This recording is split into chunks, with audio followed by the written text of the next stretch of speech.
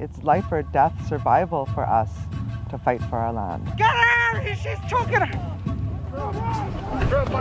Don't throw me around! This indigenous Secwepemc community has faced off against pipeline workers and police as it fights to keep this oil pipeline out of its territory.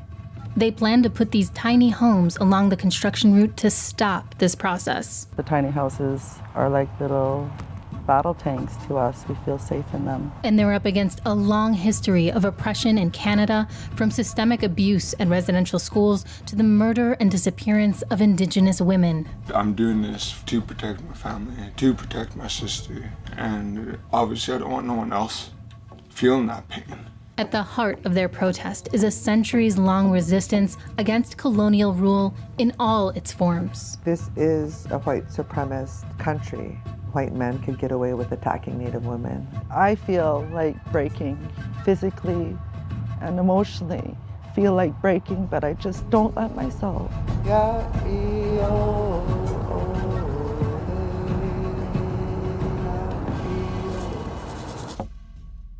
Indigenous midwife and tattoo artist Kanahus Manuel is one of the founders of this land defense movement. Tiny House Warriors started because we knew we needed to be on the ground, on the territory to stop the pipeline. Canada's Trans Mountain Corporation is building a pipeline that will carry crude oil from the Alberta tar sands to the coast of British Columbia. We started to build tiny houses on wheels with a group of women and volunteer builders. We have a large territory to cover. Over 518 kilometers of this pipeline goes through Secwepemc territory, so over half of this pipeline. So just by leaving the Indian reserves with a home on wheels and being able to put it in just different parts of our territory is a big accomplishment to defend our lands, our water, our sacred sites. These homes are not only mobile, they provide land defenders with shelter during the winter and protection against potential attacks. We're in Blue River, so we're halfway in between Edmonton and Vancouver, so we're like middle point of this pipeline. It'll be 4 winters this winter we'll be here. The Tiny House Warriors have been protecting this area for more than 3 years, and now the Trans Mountain Corporation is building a camp that will accommodate hundreds of pipeline workers. Kanahus and her group have been protesting since construction began, using methods that sometimes lead to confrontation. You guys don't even have a deed to your land! Activists captured this video of protesters clashing with Trans Mountain workers on September 15th. These are Trans Mountain workers throwing rocks at us! Kanahus's twin sister, Mayuk, is also one of the group's founders. That day, we were attacked by Trans Mountain man camp workers. Mayuk says some of the camp workers involved in the incident are former Royal Canadian Mounted Police. You're not the cops! Get her! She's choking her! They tried to arrest us and say, "You're under arrest." She's under arrest! Let her go, go, go, go, go. Hey! Hey! Hey! I'm talking, I think this for human rights abuse. Just stop. Just stop. And they got their hands on me and knocked me to the ground. I see this from video footage, but I have no recollection of it. It's black. The police arrested Mayuk and 4 other land defenders. They were later released and have not faced charges.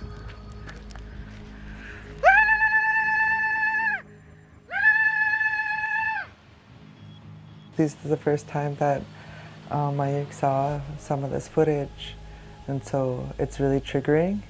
Sort of go back and say what happened. Yeah, these came out and thought they could rough up us Native women. They thought they can have free reign and just throw us around, attack us. This is a white supremacist country. White men could get away with attacking Native women, and there's no repercussions. Actually, the police are on their side. And this whole area that we're intended to protect by being here has been completely clear-cut, and now the earth is being moved to house 550 men here. Yeah, but this is our home. This is our home. For Kanahus, home consists of roughly 70,000 square miles of unceded First Nations territory. We come from this unceded land where we never signed treaties with no crown, not Great Britain, no colonials. And we can stand here in the silence and be Sukwatmo. We could really be Sukwatmo. Canada's Supreme Court recognized that this land has never been ceded through treaties, but for the Secwepemc Nation, it has been a constant struggle to assert their Aboriginal rights over their land. The reality is that Indigenous people, we are being surrounded and we are being bombarded by every different kind of industry you can think of. Tourism, mining, logging, all different types of resource extraction. But we come from one of the most resource-rich areas in the world. There's so much raw resources here that the government and the Crown are still violating Indigenous rights to get to these raw resources, and one of them is bitumen from the Alberta tar sands. Bitumen is the liquid binder in asphalt that occurs naturally in the Alberta tar sands. Refining oil from it requires more energy and water and produces nearly 4 times more greenhouse gas emissions than conventional oil extraction. Some experts say this is the dirtiest oil on the planet. And they want to bring it down through the mountains, through unceded Secwepemc Uluk, all the way to the ocean. Not all Indigenous communities are opposed to the Trans Mountain pipeline expansion, but many, like Kanahus, believe that Indigenous people have not been adequately consulted on the project. This is where we say no, as tiny house warriors and as the Secwepemc women and mothers and warriors and land defenders, we say no, we have to have a physical presence on the ground. The tiny house warriors say that since construction began in September, they have been under constant police and Trans Mountain security surveillance. You move your truck. Hey, this is our private driveway. I'm documenting this. I'm moving her vehicle right now. Yes, Out of here. Thank you. Go. The police followed us through the town, even as we tried to find a quiet location to interview Kanahus. You, what the is he just positioned there for? Well, the RCMP, they came by, that was around the 3rd time that they rolled by, and there's just non-stop surveillance. There's even mobile units that they brought with towers, with cameras and floodlights, and there's 24-hour surveillance that they could access. This workers' camp is just south of Highway 16, a route along which so many Indigenous women have gone missing that it's called the Highway of Tears. Land defender Chip's sister is one of those women. My sister's name is Angelina Pete, and she went missing, and she has a kid too. And the kid's like 16 or 17 now. He's even taller than me, my nephew. So. And it's hard to, because that's his mom. Chip and his family are still looking for Angeline. Meanwhile, he's dedicated his life to his work as a land defender. I'm doing this for my family, to protect my family, to protect my sister. And obviously I don't want no one else feeling that pain. None of the tiny house warriors have filed sexual misconduct reports against pipeline workers. However, several studies link oil industry worker camps to an increase of violence against women. In the tar sands, when they're building, sexual assaults will increase, and this pipeline is tar sands infrastructure, construction. Our fear is that the rapes and assaults are going to continue to go up. It's a lasting effect in our communities when a woman is assaulted. No one is, exempt from that in their families here in so-called Canada for Indigenous people. We have murdered and missing Indigenous women in our families. My grandmother was murdered. And some of my first cousins were abducted into human trafficking. Indigenous women in Canada are about 6 times more likely to be killed than any other group. Kanahus hangs these red dresses along the fence of the workers' camp to represent the violence committed against these women. Every time we put these red dresses up over here, they remove them.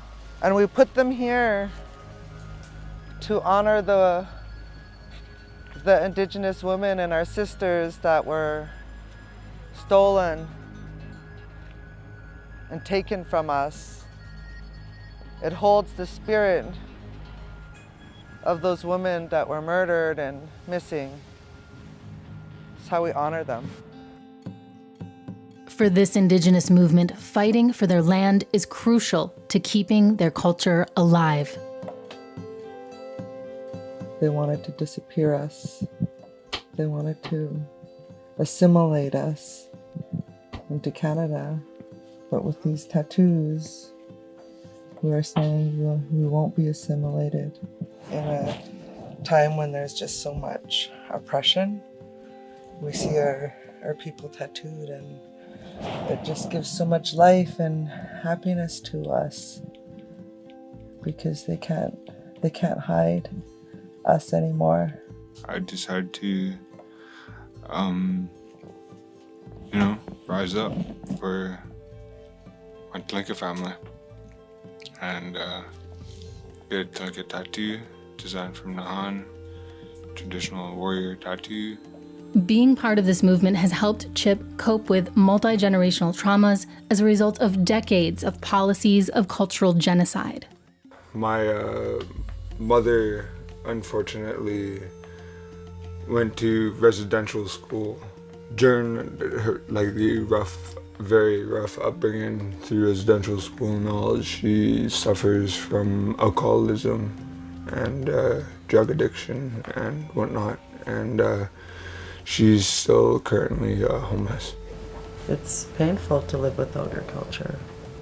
Do you want to look at it on your phone? Getting facial tattoos has also been a part of Mayuk's healing process. Yeah. Oh, like the pain and suffering of losing your tradition for so long, and then just finally bringing it back is like this relief, like the pain is gone, you know? Well, there's so much times I feel like breaking. Like I physically and emotionally feel like breaking, but I just don't let myself. Instead, we go to the water. We go up to the mountains and we find the coldest creek, and we dip in that coldest creek.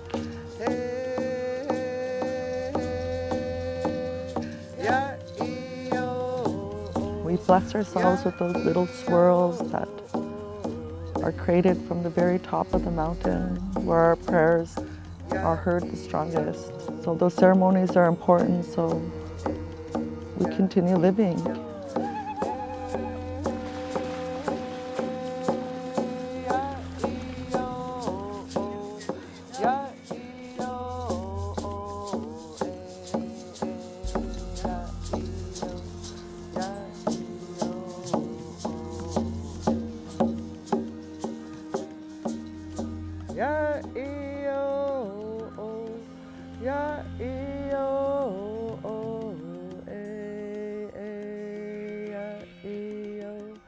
Yeah,